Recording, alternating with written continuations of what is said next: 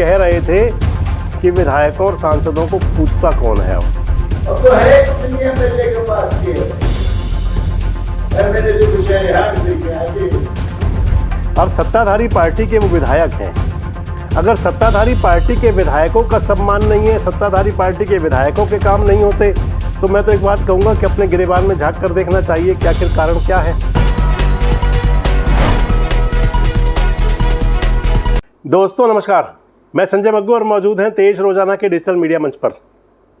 लोकतंत्र के ऊपर एक कलंक के समान था दल बदल का जो सिस्टम चला करता था कभी, और हरियाणा तो उससे बहुत प्रभावित रहा। हरियाणा तो इतना प्रभावित रहा कि आया राम गया राम राजनीति का एक बहुत बड़ा हिस्सा बन गया। और फिर एक समय आया जब दल बदल विरोधी कानून पास हुआ, और दल बदल विरोधी कानून बना, और उसके बाद में एक सिस्टम बन गया कि 2/3 से कम लोग अगर छोड़ेंगे तो सदस्यता निरस्त हो जाएगी। एमएलएज और एमपीज़ की बात मैं कर रहा हूँ आपसे। हालांकि इसके बावजूद भी कई प्रकार के खेल चलते रहते हैं, कई प्रकार के खेल होते हैं, लेकिन ये ज़रूर है कि इस दल बदल विरोधी जो कानून बना उससे काफ़ी हद तक एक मर्यादा बनी लोकतंत्र की। सांसदों के विधायकों के ऊपर एक बात चली कि भाई अब ये जो हॉर्स ट्रेडिंग और बिकना खरीदना ये कम हो जाएगा, क्योंकि वो दौर ध्यान होगा सभी को, वो दौर ध्यान होगा खासकर हरियाणा की जनता के लिए तो बहुत महत्वपूर्ण है। 1982 का वो दौर जब चौधरी देवीलाल को शपथ दिलवानी थी और शपथ दिलवाई गई चौधरी भजन लाल को। बंदूकें ले करके अपने विधायकों की रखवाली किया करते थे। नाम चलता था कि कौन सा विधायक कब कहाँ बिक जाए, कौन सा सांसद कब कहाँ बिक जाए, कितने में बिक जाए, पता नहीं चलता था। हालांकि कुछ ना कुछ अभी उसका असर है। हॉर्स ट्रेडिंग के कुछ मामले रहे, खासकर पिछले 10 साल के अंदर देखें तो बहुत कुछ हुआ, लेकिन इसके बावजूद भी जो दल बदल कानून बना, दल बदल विरोधी कानून, वो काफ़ी हद तक लोकतंत्र के लिए एक स्वस्थ परंपरा का परिचायक है। लेकिन लगता है कि मान्यों को ये कानून कई जगह रास नहीं आता। आपसे जिक्र इसलिए कर रहा हूँ कि आज रामकुमार गौतम अपने जींद हलके के जो उनका विधानसभा क्षेत्र है, शायद अपने विधानसभा क्षेत्र में होंगे, और कह रहे थे कि विधायकों और सांसदों को पूछता कौन है। अब किस बात पर कह रहे थे आप एक बार सुनिए जरा उनको। अब तो है कुछ नहीं एमएलए के पास के एमएलए जो शहर फिर क्या है, क्यों पहले इस्तीफा दो, एमएलए का पद छोड़ो, फिर पार्टी छोड़ते रहे। तो कह रहे हैं कि विधायक और सांसदों की तो कोई पूछ रही नहीं, ना सम्मान रहा ना काम होते हैं। अब सत्ताधारी पार्टी के वो विधायक हैं। अगर सत्ताधारी पार्टी के विधायकों का सम्मान नहीं है, सत्ताधारी पार्टी के विधायकों के काम नहीं होते, तो मैं तो एक बात कहूँगा कि अपने गिरेबान में झांक कर देखना चाहिए कि आखिर कारण क्या है। लेकिन रामकुमार गौतम जी जो उससे आगे कह रहे थे जेजेपी छोड़ना चाह रहा था मैं, छोड़ी भी थी। दरअसल दल बदल विरोधी कानून के तहत जो सब कुछ हुआ करता है उसके अंदर ये है कि अगर आप पार्टी छोड़ेंगे और आप चुने हुए सांसद या विधायक हैं तो फिर आपका विधानसभा या लोकसभा से इस्तीफा होगा। आप ऐसे पार्टी नहीं छोड़ सकते, आप किसी दूसरी पार्टी में नहीं जा सकते। 2/3 से कम है तो आप जा ही नहीं सकते। अगर आपको जाना है तो इस्तीफा दीजिए, या फिर कोई जुगाड़ वुगाड़ हुआ करते हैं उनमें चलता है, लेकिन वो जुगाड़ होने के चांस भी कम रहते हैं। रामकुमार गौतम जी तीसरी बार विधायक हैं अब की बार, क्योंकि रामकुमार गौतम ने कहा है तो इसलिए मैं रामकुमार गौतम का नाम दादा का नाम ले रहा हूँ। हालांकि ऐसे जो ख्यालात हैं, जो विचार हैं, वो कई माननीयों के मन में आते होंगे जो सत्ता की मलाई से, सत्ता की क्रीम से, सत्ता के नज़दीक जाकर भी दूर रह जाते हों। यानी कि सत्ताधारी पार्टी में विधायक बन गए, बड़े अरमान थे मंत्री बनने के, मंत्री बन नहीं पाए, तो इसलिए क्रीमी लेयर से दूर रह गए।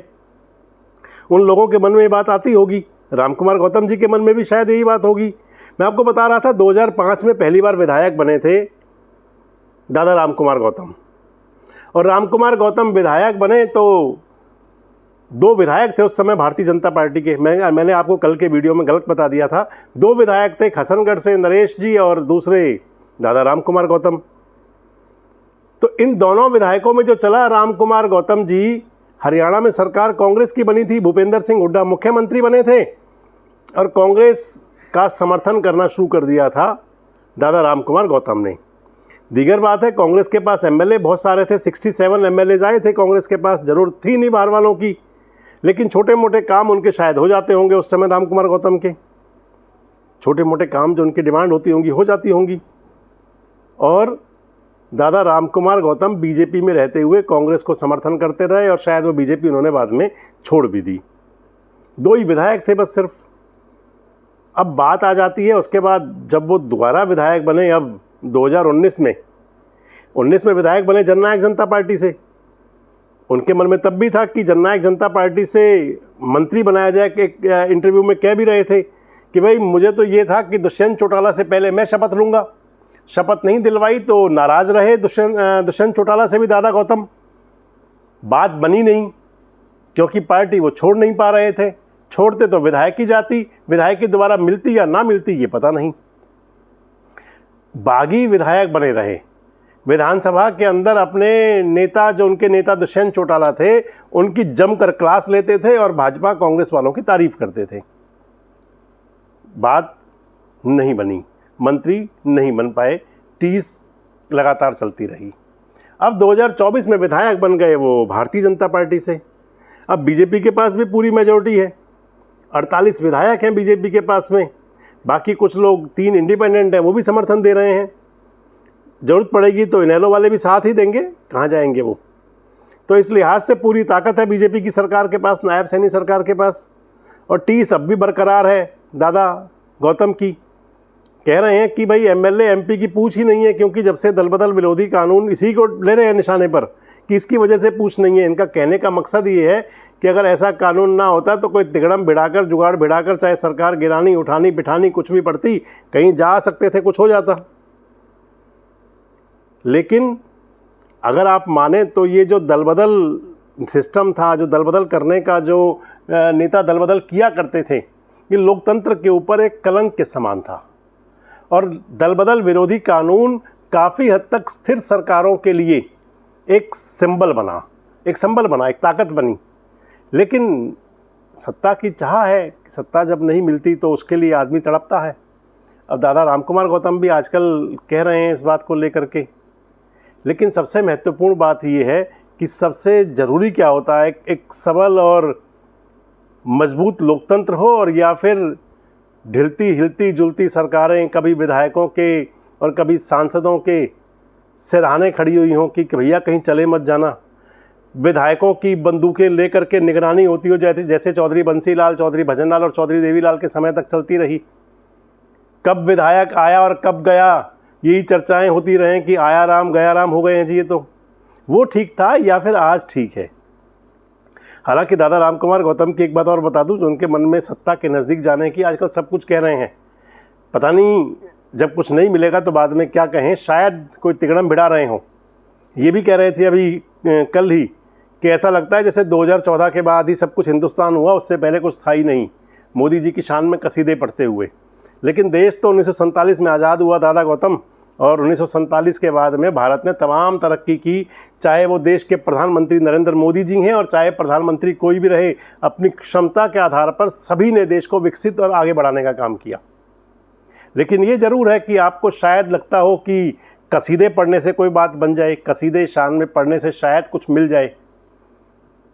लेकिन ये नया भारत है और नए भारत के अंदर ज़रूरत तो इस प्रकार के कानूनों की नहीं है जो पहले था। यानी कि इस प्रकार के जो कानून नहीं थे पहले, जब दल बदल जैसे लोग जो काम हुआ करते थे और उस पर अंकुश लगा दल बदल विरोधी कानून से लोकतंत्र की मजबूती भी हुई। और आप कह रहे हैं सांसद विधायकों का सम्मान नहीं, लेकिन मैं समझता हूं कि सम्मान ज़्यादा बढ़ा। आपको क्या लगता है कि क्या दल बदल विरोधी कानून लोकतंत्र के लिए कुशल और मजबूती का परिचायक नहीं है? और आपको क्या लगता है कि क्या विधायक और सांसदों को केवल सत्ता सुख भोगने के लिए अपनी बात देखनी चाहिए या फिर जनहित के कार्यों की तरफ ध्यान देना चाहिए? कमेंट बॉक्स में जरूर बताएं। जुड़े रहें हमारे साथ, देखते रहें देश रोजाना। हमारे साथ जुड़े रहने के लिए सब्सक्राइब करें देश रोजाना के YouTube चैनल को और नई वीडियो की नोटिफिकेशन पाने के लिए बेल आइकन जरूर दबाएं। अगर आप ये वीडियो Facebook या Instagram पर देख रहे हैं तो पेज को लाइक और फॉलो जरूर करें और ज्यादा से ज्यादा शेयर करें।